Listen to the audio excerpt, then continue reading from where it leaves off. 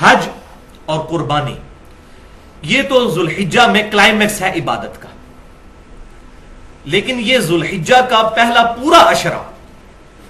10 تاریخ تک، اور اس کے بعد بھی 3 دن اور ایام تشریق 11، 12 اور 13، یہ سارے کے سارے دن اللہ کے حضور بڑی فضیلت والے دن ہیں۔ چنانچہ صحیح بخاری میں حدیث ہے کہ آپ صلی اللہ علیہ وسلم نے فرمایا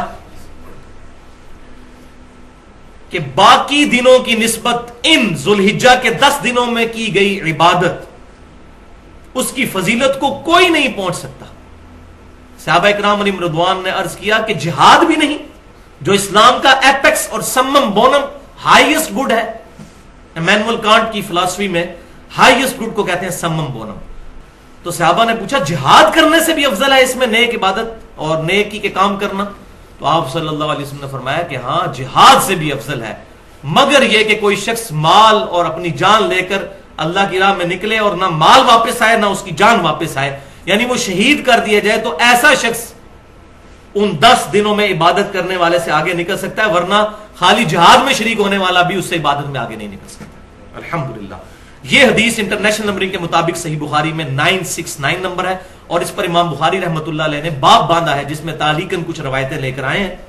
اور ان کی سند بھی مصنف ابن ابی شیبہ میں اور باقی کتابوں میں صحیح موجود ہے کہ ابن عمر رضی اللہ تعالیٰ عنہما اور سیدنا ابو ہریرہ رضی اللہ تعالیٰ عنہ ذوالحجہ کے ان 10 دنوں میں بازار کے اندر بھی تکبیرات پڑھا کرتے تھے، اللہ اکبر اللہ اکبر، لا الہ الا اللہ واللہ اکبر، اللہ اکبر وللہ الحمد۔ اور پھر امام بخاری لے کر آئے کہ امام محمد باقر رحمت اللہ علیہ، جو سیدنا حسین رضی اللہ تعالیٰ عنہ کے پوتے ہیں، امام زین العابدین کے بیٹے، وہ نوافل نماز پڑھنے کے بعد بھی یہ تکبیرات پڑھا کرتے تھے۔ فرض کے بعد تو پڑھنی ہوتی ہیں یام تشریق میں، وہ آگے آ بھی رہی ہے۔ تو یہ تکبیرات جو ہیں اللہ اکبر لا الہ الا اللہ واللہ اکبر اللہ اکبر وللہ الحمد، ان تکبیرات پر اہل سنت اور اہل تشیع کا اجماع ہے کہ یہی تکبیرات ہیں، اور اس کی تائید میں مسند امام احمد میں بھی یہی سی صحیح بخاری والی حدیث ہے کہ ان 10 دنوں میں اعمال کا ثواب جو ہے وہ جہاد سے بھی بڑھ جاتا ہے، اور 7 الفاظ ہیں کہ آپ صلی اللہ علیہ وسلم نے فرمایا کہ ان 10 دنوں میں کثرت کے ساتھ اللہ تعالی کی تحلیل، تکبیر اور تحمید بیان کرو۔ تحلیل کہتے ہیں لا الہ الا اللہ کہنے کو، تکبیر کہتے ہیں اللہ اکبر کہنے کو، اور تحمید کہتے ہیں الحمدللہ، اور یہی اس کے اندر ہے اللہ اکبر لا الہ الا اللہ واللہ اکبر اللہ اکبر وللہ الحمد، حمد بھی آ جاتی ہے الحمدللہ۔ اور یہ جو ایام تشریق ہیں 10، 11، 12 اور 13، 4 دن، ان کا اشارتاً قرآن پاک میں بھی سورۃ البقرہ کی آیت نمبر 203 میں ذکر ہے، وَاذْكُرُوا اللَّهَ فِي أَيَّامٍ مَّعْدُودَاتٍ، اور اللہ تعالیٰ کی یاد رکھو ان مخصوص دنوں میں۔ اور اسی کے کانٹیکسٹ میں امام بخاری 969 نمبر حدیث میں لے کر آئے کہ ابن عباس رضی اللہ تعالیٰ عنہ کہتے ہیں کہ ایام معدودات سے مراد ایام تشریق ہے۔ اور مصنف ابن ابی شیبہ میں ہے کہ سیدنا علی رضی اللہ تعالیٰ عنہ 9 ذی الحجہ کی صبح سے لے کر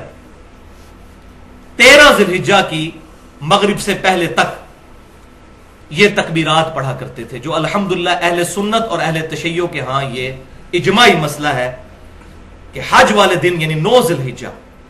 اب حج سعودی عرب میں جب ہوتا ہے ہماری یہاں پر 8 ہوتی ہے، ہم اپنے اعتبار سے ہی بات کریں گے، شب قدر بھی یہاں کی ہوگی، 9 ذی الحجہ بھی یہاں کی، تو 9 ذی الحجہ سے لے کر 13 کی شام تک الحمدللہ اہل سنت کہلوانے والے تینوں گروہ، بریلوی، دیوبندی، اہل حدیث اور اہل تشیع بھی یہ تکبیرات فرض نمازوں کے بعد پڑھتے ہیں، ایک دفعہ کم از کم بلند آواز سے اللہ اکبر لا الہ الا اللہ واللہ اکبر وللہ الحمد۔ اور بھائیو انہی عبادات میں سے ایک عبادت ان 10 دنوں میں بہت فضیلت والی، وہ ہے یوم عرفہ یعنی 9 ذی الحجہ کا روزہ، جو صحیح مسلم میں حدیث ہے کہ آپ صلی اللہ علیہ وسلم نے ارشاد فرمایا کہ میں اللہ سے امید کرتا ہوں کہ 9 ذی الحجہ کا روزہ 2 سالوں کے گناہوں کا کفارہ بن جائے گا، 1 سال گزرا ہوا اور 1 سال آئندہ، الحمدللہ 2 سالوں کے گناہ کا کفارہ 9 ذی الحجہ کا روزہ بن جائے گا۔ لیکن یہ گناہ ہوں گے صغیرہ، کبیرہ گناہ صرف توبہ سے ہی معاف ہوتے ہیں، اور اس پہ میں نے ٹیکنیکل گفتگو کی ہے اہل سنت پاک .com پر، تقریباً 50 منٹ کی گفتگو ہے، مسئلہ نمبر 18 کے نام سے گناہ کبیرہ اور توبہ کا بیان، جس میں نے دلائل دی ہیں صحیح بخاری اور صحیح مسلم سے کہ جب کبھی بھی گناہ معاف ہونے کی بات ہوتی ہے اس سے مراد چھوٹے گناہ ہے، کبیرہ گناہ صرف توبہ سے معاف ہوتے ہیں۔ تو یوم عرفہ کا روزہ صرف غیر حاجیوں کے لیے ہے، کیونکہ صحیح بخاری اور مسلم کی متفق علیہ حدیث ہے کہ آپ صلی اللہ علیہ وسلم نے یوم عرفہ کا روزہ خود نہیں رکھا تھا، کیونکہ آپ حج کی حالت میں تھے، صحابہ نے آپ صلی اللہ علیہ وسلم کو مشروب پیش کیا تو آپ نے اعلانیہ طور پر پیا، تو صحابہ کو یہ بات پتہ چل گئی کہ آپ صلی اللہ علیہ وسلم کا خود روزہ نہیں ہے۔ تو غیر حاجی اپنے علاقے کے مطابق 9 ذی الحجہ کو چاند دیکھنے کے اعتبار سے روزہ رکھ لیں گے۔ اب اس میں تھوڑی سی کنفیوژن پائی جاتی ہے، میں چاہتا ہوں کہ یہ بھی ایک جو آج کل پخ چھوڑی ہوئی ہے جدید محققین نے، اس کا بھی رد کر دوں کہ بعض لوگوں نے یہ بات مشہور کر دی ہے کہ ہم سعودی عرب کا جو 9 ذی الحجہ ہے یوم عرفہ اس کے مطابق یہاں روزہ رکھیں گے۔ تو میں یہ سمجھتا ہوں کہ یہ تعلیم کی کمی ہے۔ اس کی وجہ یہ ہے کہ آج سے 30-40 سال پہلے تک ہمارے فرشتوں کو بھی یہ بات نہیں پتا تھی کہ سعودی عرب میں کس دن عید ہونی ہے، کیونکہ کمیونیکیشن ہی کوئی نہیں تھی۔ تو 1400 سال سے مسلمان اس فضیلت سے محروم ہے کہ وہ 9 ذی الحجہ کا روزہ ہی نہیں رکھ سکتے، ان کو پتہ ہی نہیں چلے گا۔ اب موبائل آیا نا سامنے، تو 1400 سال سے مسلمان اس فضیلت سے محروم ہے۔ یہ پہلا جواب۔ دوسرا یہ جو الزامی جواب ہے، جس کو ہم لاجیکل جواب کہتے ہیں فلسفے کی لینگویج میں،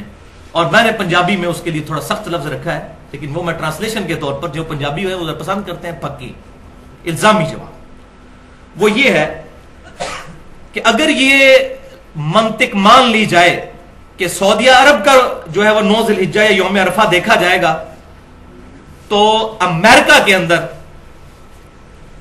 رات ہوتی ہے جب سعودی عرب میں دن ہوتا ہے۔ امریکہ میں قیامت تک یوم عرفہ پھر کبھی نہیں آئے گا۔ کیوں؟ کہ جب سعودی عرب میں دن ہوتا ہے امریکہ میں رات ہوتی ہے۔ وہ اتنا زیادہ گھنٹوں کا فرق ہے کہ کبھی بھی یوم عرفہ قیامت تک امریکہ میں نہیں آئے گا۔ اور پلین ٹروتھ میگزین میں موجود ہے، پاکستان میں جیو کو انٹرویو دیتے ہوئے 2007 میں کلنٹن نے خود کہا تھا، میں نے خود اپنے کانوں سے سنا، اسلام از دا فاسٹسٹ گروئنگ ریلیجن ان امریکہ۔ امریکہ میں سب سے تیزی سے پھیلنے والا دین اسلام ہے، اور امریکہ آبادی کے اعتبار سے 4تھے نمبر پر ہے، 32 کروڑ کے قریب آبادی ہے، پاکستان سے بھی 1.5 گنا، اور وہاں کروڑوں مسلمانوں کو آپ محروم کریں گے قیامت تک کے لیے یہ مولوی اپنی کم علمی کی وجہ سے کہ یوم عرفہ سعودی عرب کا دیکھا جائے گا۔ بھائیو، شب قدر بھی یہاں کی دیکھی جائے گی، یوم عرفہ بھی یہاں کا دیکھا جائے گا، 9 ذی الحجہ، یوم عرفہ سے مراد 9 ذی الحجہ، الحمدللہ۔ تو یہ دلیل ہے جس کو سورۃ الانفال میں فرمایا گیا، جو ہلاک ہوا دلیل سے ہلاک ہوا، جو زندہ ہوا دلیل سے زندہ۔ تو میں نے اپنی دلیل الحمدللہ بتا دی ہے اس میں، اور پاکستان میں انشاءاللہ 1433 ہجری میں 9 ذی الحجہ 26 اکتوبر 2012 کو آئے گی انشاءاللہ، جمعے کے دن، ہفتے کو تو عید ہے۔ تو اب وہ والی حدیث بھی اپلائی نہیں ہوگی کہ اکیلے جمعے کا روزہ نہیں رکھ سکتے، کیونکہ یہ پرٹیکولر اب بات آ گئی، تو جمعے کا روزہ رکھ سکیں گے، یہ پرٹیکولر اس کے لیے دلیل خاص مل گئی ہے۔ تو انشاءاللہ روزہ خود بھی رکھیں اور گھر والوں کو بھی رکھوائیں، بہت فضیلت ہے اس روزے کی، 1 سال گزشتہ اور 1 سال آئندہ کے گناہ انشاءاللہ معاف ہو جائیں گے۔